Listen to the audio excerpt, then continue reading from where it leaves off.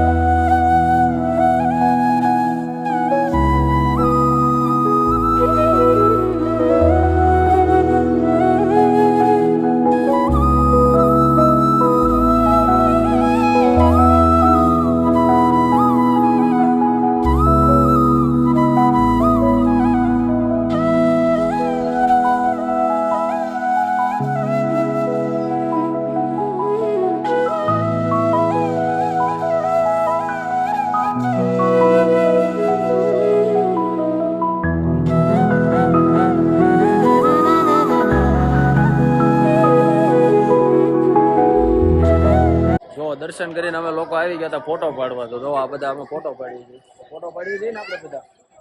હે ભાઈ, ફોટા પડી ગયા. અને જો જોડે અહીંયા અમે મૂવી જોતા જઈએ છીએ. જો અખંડા 3 ચાલે છે અત્યારે ભાઈ ધોનીભાઈ એડ કરવા આવ્યા છે. હમણાં પાછા અખંડા આવી જાય તો આવી ગયા છે.